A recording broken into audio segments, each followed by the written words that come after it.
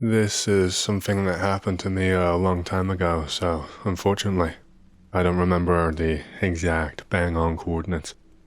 I could probably find it again if I really tried, but I only know the rough place. This happened when a colleague of mine from the military recounted a rather strange tale to me.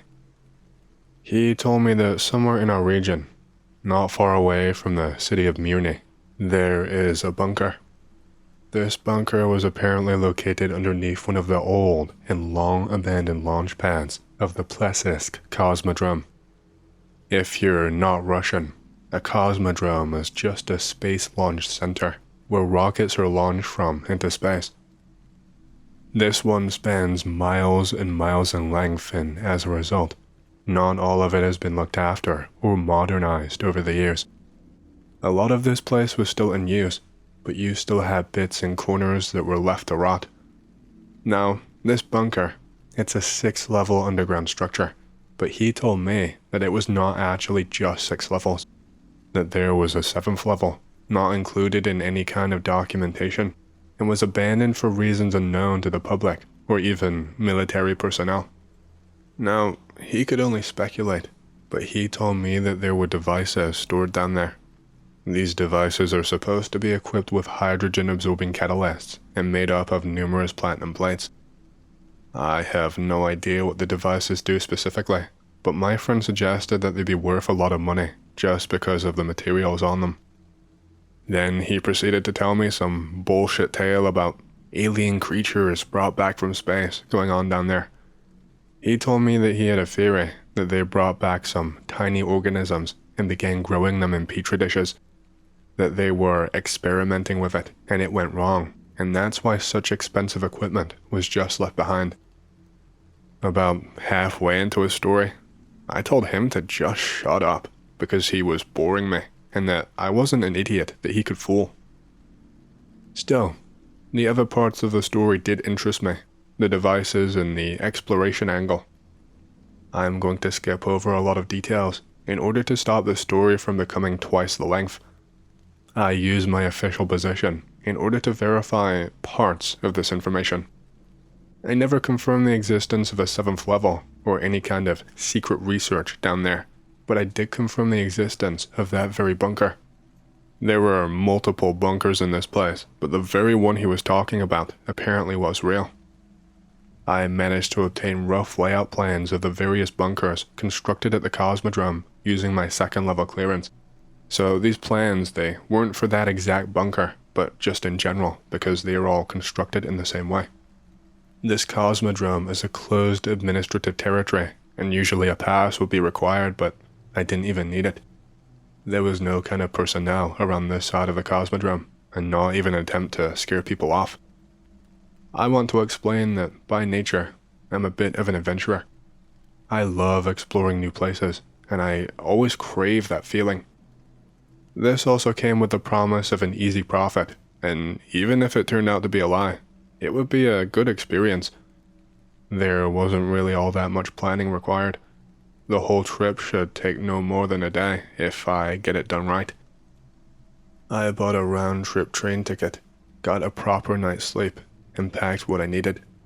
I packed a thermos, some sandwiches, my reliable GPT-12 non-lethal pistol, a heavy 43-kilogram compound crossbow, along with hunting bolts, just in case of wild animals. I also brought along a printed copy of the bunker schematics, 2 powerful bicycle-mounted lights, capable of illuminating up to 200 meters ahead of me, a knife, and the usual assortment of survival gear, so it meant I had a pretty big pack to carry. I headed out to the location on the Saturday, and it took me 7 hours by train. I went from my city to the Arkhangelsk region, then stopping at the Plesetskaya station. Then I arrived in the closed city of Murney at around 2 p.m. or so. I immediately set out and skirted around Murney. I followed the railway north for about a kilometer and then turned east, where I headed into the forest. From there, I had to walk another 15 kilometers for deep, unbroken snowdrifts to reach the old launch sites. The newer ones were both fenced off and also incredibly heavily guarded. The taiga itself discourages anyone from making it out here. The town of Murni is so remote that any normal feasible way of getting here is impossible, especially undetected. You have to be well prepared and resilient, otherwise you won't make it. Just driving here is impossible. The cosmodrome itself stretches around 45 kilometers in total and spans through the wilderness. The abandoned paths themselves, though, are left to rot. No one cares about them anymore. There is no upkeep, no guards, no fences, no nothing. I would not be able to tell you the exact reasons for this. Who knows? Perhaps for monetary reasons? Thankfully, the pad where the bunker was that I was exploring was so out of the way that I managed to slip by any patrols, and it seemed like wild animals stayed very far away from this place. Once I finally hit the edge of the forest, I saw the half-cylindrical entrance to the bunker. Now, for added context, I had been to this cosmodrome before on a work assignment, although not to this specific area. All of the bunkers were supposed to be constructed identically, so I didn't imagine I'd have a difficult time. The gate stood wide open. Everything about this place suggested that no one had set foot anywhere near it for many years. I felt strange stepping inside, this weird feeling, knowing I was the first human in here for probably many years. The smell that hit my nostrils as soon as I stepped in was rotten though. It smelled like literal shit left to bake in the heat. Thankfully, I had brought a mask because it's way too easy to breathe in things you're not meant to in old places like this. You breathe in the wrong things and you will be wheezing for the rest of your life. It did not take me long to find an open hatch and make my way down to the second level. Like I said, I knew the layout because it is the same as the other bunkers. Once I got down, I switched on my flashlight as I needed it. Not even a sliver of light to be found down here. I walked down a long corridor that was just ahead of me, and there were rooms on both sides. I noticed that this floor had been living quarters for personnel on duty many, many years ago. There were still old rotten mattresses left behind, with these black stains spreading out from the center of them. The layout was pretty simple and repetitive due to it just being living quarters. I moved along pretty quickly, pretty much on autopilot, because there was nothing to say. Then I found the hatch down to the third level, and thankfully it was not sealed shut. I was able to lift it up and descend down the slanted ladder. This third level, this looked to be the command post. There were tons of papers scattered around and left behind. Most of them had yellowed from age and looked like they would turn to dust if I lifted them. Hell, if I even breathed on them. All of the others were basically glued to the floor. I could not really make out anything interesting from them. What I could read was just boring military jargon and procedural reports. Every time I took a walk down here, I could hear a crunch because of these papers and other items on the floor. I will try to speed the story up from here, because many of the levels were incredibly boring with nothing to say. The fourth level was the control room, and there was old electronics left behind that didn't work anymore. Most things of value looked to have been long since removed. The fifth floor seemed to be lots of storage rooms, and I even found intact hazmat suits and several canisters left behind. Then I finally reached the sixth level, what should be the deepest depths of the cosmodrome. The first door that I saw was marked as a generator room, exactly as it was shown on my map. It was completely locked up, so I could not even open it. I think it had been sealed rather than locked with a key. At the end of the corridor, I turned right and entered a series of large halls. There were filters, life support systems, and even large tanks filling up the space. It was so silent down here, so quiet I could hear my own heartbeat at times. My flashlight was beginning to become less and less useful down here. When I swept it across the hall, it did not even reach the opposite wall. That is how far the darkness stretched. When I lowered the beam, I almost could have sworn I caught a flash of movement in the corner of my eyes, but of course that was not possible. I was just paranoid. I was so isolated and so alone that my brain was making things up just to fill the space. I forced myself to keep on going until I reached a wall. I was disheartened, thinking my trip had been a complete waste. There wasn't really that much interesting here at all. That was until I came across another hatch. That should not be possible. There should only be 6 floors, just like all of the other bunkers. But it seems like my friend, he was not telling lies to me. There really was another floor. I felt nervous opening up the hatch. I wasn't expecting this, and now I was on my own. I had no idea what was down there, or what the layout was even like. As soon as I got down to that floor, the change became immediately apparent. The corridors were much narrower than above, and the ceilings were so low, I was almost hitting my head. None of the doors on this level had names, they only had numerical codes. I scouted each room as best as I could, but I only found messes and scraps in them. I did not want to turn back now and be disappointed. I decided I would keep on exploring, just until I found something interesting. I picked up the pace a little, and I actually noticed a faint sound. It was like this low, steady humming sound. It sounded like some kind of transformer running somewhere behind the wall or underneath the floor. I followed the sound as best as I could, and I came to this really large, strange room.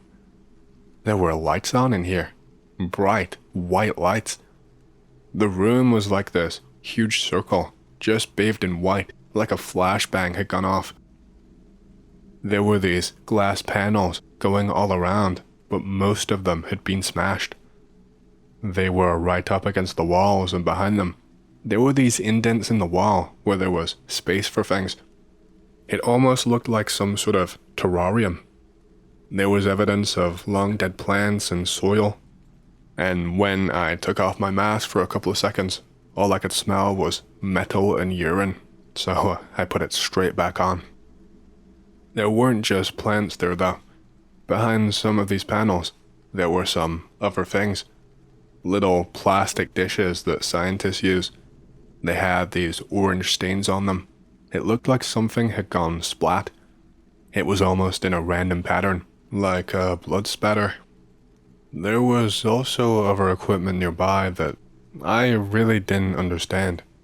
It all looked medical and to track things. One of them I think was a tiny lamp. I tried to flick it on, and I caught a flash of purple before whatever it was made a bursting sound. Then it would not turn on again. Like I said, most of the glass in this place was smashed, but I could make out something on one of the small pieces that were still intact.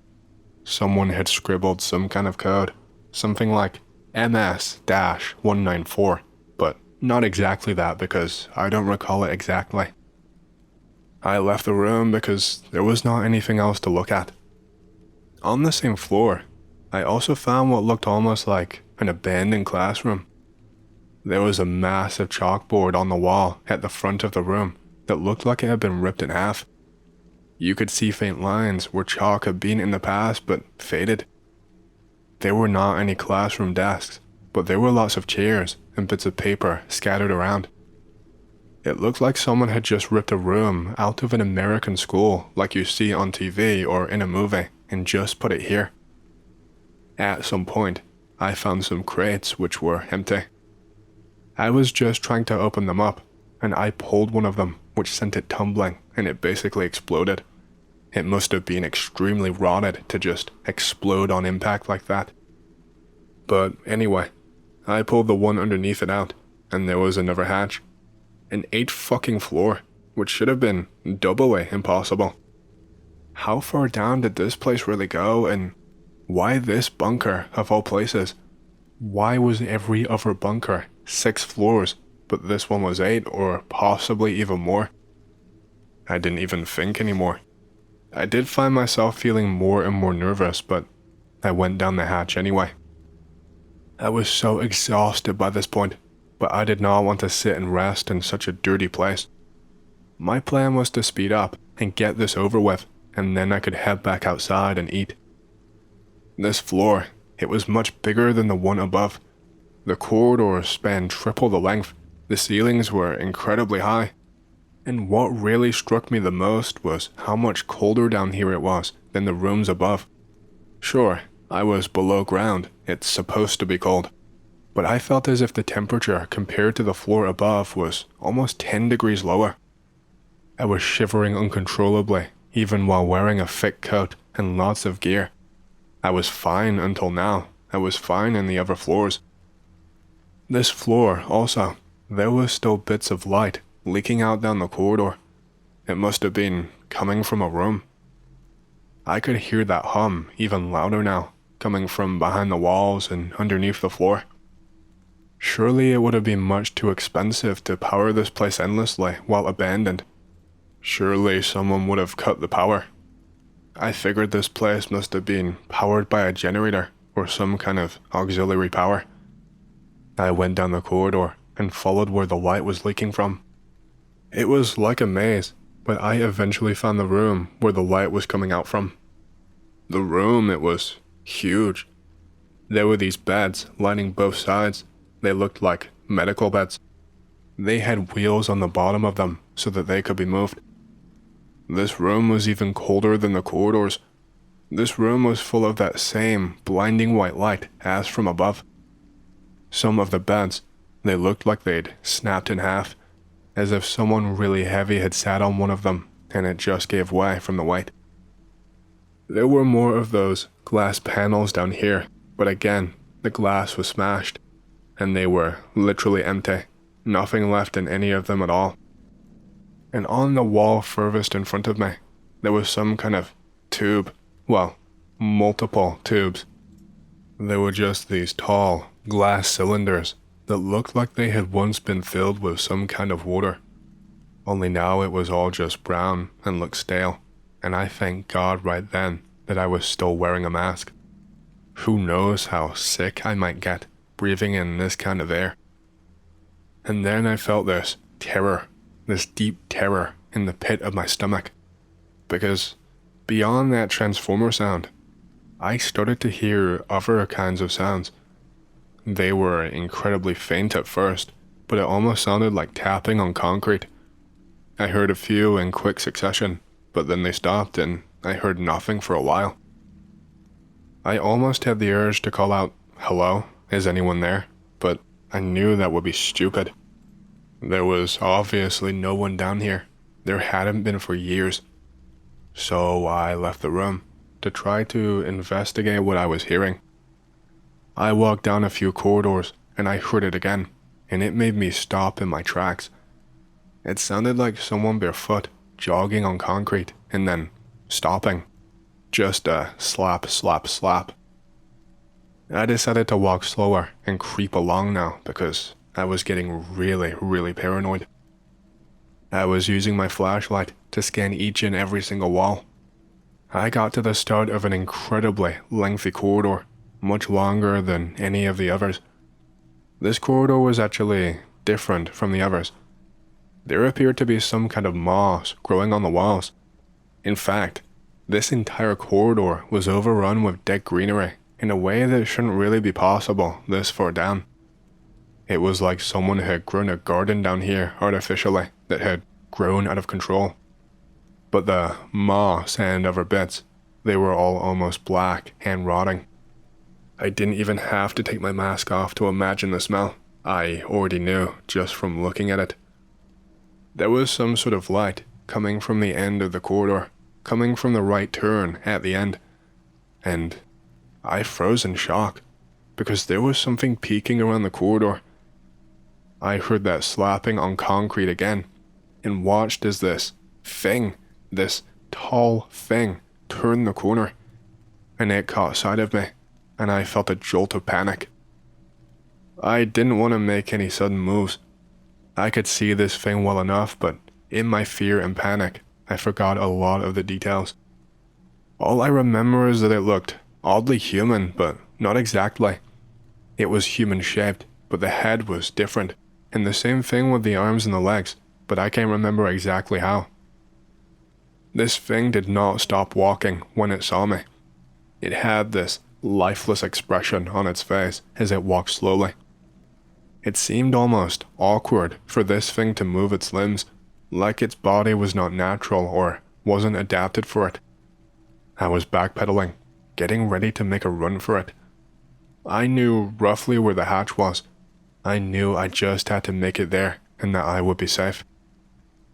This thing, it started to move its mouth, almost as if it were trying to talk, but no words came out. I just heard it make this gargling noise while moving its lips and mouth. It was as if the lungs of this thing, if it had lungs like humans, were filled up with some kind of liquid that was stopping it, making it make this gargling noise. I remember after trying for a while and just gargling, this thing started to choke, and it sputtered some kind of dark liquid onto the ground. That was my cue. I ran for my life right then and there. I heard the slapping on the concrete close behind me the whole entire way. This thing must have started running when I did, and I knew it was keeping pace with me. I could hear the gurgling and the sputtering growing closer. I had my non-lethal pistol, but I had no idea whether it would incapacitate this thing. It was much too risky, at least in my head at the time. My crossbow was useless in close quarters. By the time I would have pulled it out and aimed it, this thing would have been on top of me, and I would be dead. So, running for that hatch was really my only lifeline. I barely remember the time that I spent running. It all just blurs together in my head. I was just moving without thinking. I remember I got to the hatch and I leaped for it. I had so much adrenaline that I dared to do this, and I managed to grab on and hoist myself up. I was just barely in time. This thing was only a few steps behind me. I did not even have time to catch my breath before this thing, it had also jumped, and it had put its hand through the hatch before I had time to close it. It managed to grip onto my collar and was pulling me by the neck. It was almost choking me, its grip was so tight. It just kept tugging on my clothes with massive force, and I really thought I was going to fall back down. It was choking and sputtering upwards at me as it gurgled some more, but none of the dark liquid managed to reach up to me. I used all of my strength to pull myself up just enough so that I could slam down the hatch onto this thing's arm. It made this horrible, garbled squeal, but it didn't let go. It took another attempt before this thing gave up and finally released me. After that, I shut the thing and tried to pile whatever was laying around on top of it, which wasn't much, but I did not want to risk this thing following me. I still had that rush of adrenaline surging through me, and I wasted no time working my way back up the floors. I made sure to secure the hatches as best as I could on each and every single floor. When I finally stepped outside and felt the fresh air on my face, I felt a rush of relief. I almost collapsed to the ground, I was so exhausted. The sky was clear and filled with stars. I must have been down there for hours and hours. I had no real sense of time while I was down there. The 15+ kilometer journey back was brutal, and I did not even stop to eat any of the food that I packed. I knew I would continue to feel uneasy until I got all the way home. I think when I reached the station, I still had hours to wait. It didn't even matter to me. I just needed to be safe. I fell asleep on the train. Daylight was coming through the windows when I woke up again, and I felt so relieved. I decided that that day would be my last day ever of exploring. Years have passed by since that event, and my memory of it has gotten hazier, but it has never fully disappeared. I have no idea what that thing was. I have no idea why that bunker went so much deeper, or even what kind of work was going on down there in the past, but honestly, I think I'm almost glad I didn't find out. I don't want to live in fear, knowing I know something I never should have found out. I wonder if those pads are left alone intentionally, or whether no one working there even knows about that bunker anymore. Maybe the truth has been buried, I don't know. I just felt like I should share. It's the only thing I've ever witnessed that I could never truly explain. So, this story happened to me when I was a sophomore in high school. I was at a basketball game. I get invited to a bonfire. My parents are in Seattle, visiting my mom's cousin in hospital. I am staying with my uncle overnight in the meantime. I call him up and ask if I can go. He knows how much of a beta I am, so he says that I should go. The bonfire is at some native kids' village, top left corner of the picture. We arrive. There's about 14 of us in all. We are playing soccer, chilling, telling stories. The native kid tells a story of a burial ground by the sand dunes, only a short distance away from where we were. A while later, we all go home. As we enter the highway, the friend who was driving makes a really sharp left and stops at the foot of the sand dunes. He tells us he wants to check out the burial ground really quickly. Like the idiots that we are, we decide to keep on going and see this thing for ourselves. Now we're at the foot of the mountain, and we just passed the dunes. After driving up a little more up the mountain, we see a few small stone monuments and feather necklaces, drums, etc. Stuff that the natives leave for the dead. Nothing scary, but we see a large cat staring at us about 40 feet away. It runs back up the mountain. My redneck friend decides to try and chase it. We follow and see him holding the cat, standing at the entrance of a small cave. Redneck realizes what he was holding the entire time. It was a mountain lion cub, and he thought it was a large house cat that was somehow lost in the mountains. He dropped it, and we kind of panicked for a second, because the cave, more of a small hollow carved into the mountain, had some bones inside of it, and we quickly realized that was the mountain lion's home, and that the mom was obviously close by. We ran back to the car after hearing some growls, and on the way there, one of us knocked over a pile of stones since we decided to go through the cemetery instead of around it. After we drove back down the mountain and got home, we went back to a gas station in a town close to the mountain. We were all shaken up a bit, and we just kind of sat in the car for quite a while. My driver friend gets up and says he needs to use the restroom and walks into the gas station. My redneck friend notices something along the road by the river. I see some weird stick thing that looked like a short wooden post, but it's swaying a little. Then it turned around and started walking. It looked just like a tiny person, exactly like a man was shrunk down to about 2 feet, wearing a loincloth and some moccasins. It just sort of sprinted toward us and ran under our car. My redneck friend immediately got out and looked underneath, yelling at it and telling it to go away. And it wasn't there anymore. It just disappeared. My driver friend comes out, and we tell him all about it. Of course, he thinks it's BS. On the way back home, we keep seeing more of these little people by the side of the road, and so does my driver friend. He starts driving faster when they start sprinting towards us, and we are the only people on the highway. There are no other trucks, no other cars, nothing. Even at 11:30ish, there's always a ton of vehicles on this part of the road. By now, we must have passed by hundreds of these little people. We would outrun them since we had a car, but every minute, more and more of them would start chasing us. When we got back to town, we all scattered, except for driver friend who drove home. I ran a few blocks until I reached my uncle's house and ran into my room.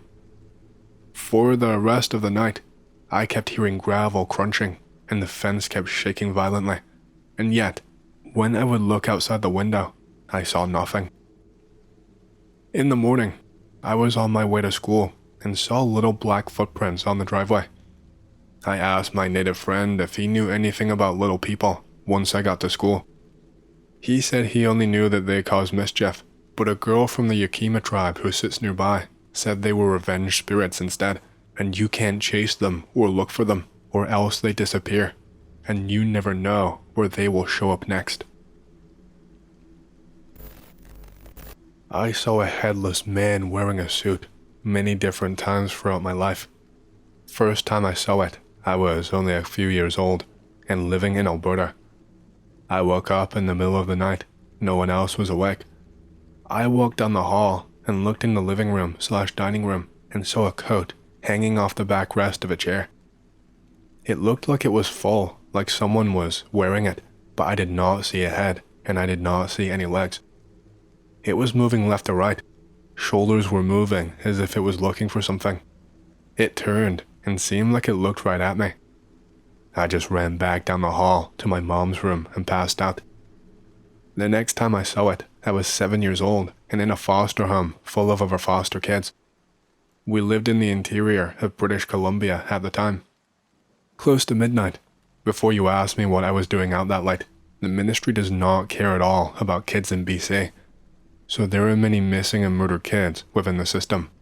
All of the kids and I are outside playing in the snow. One of the other kids pointed down the street and we all saw it. A headless man wearing a tuxedo, carrying a green sandbox bucket of all things, as if it wasn't weird enough already. It walked right across the street and into an empty lot and eventually into the woods. We all told the foster parents and they did not believe us. It is crazy.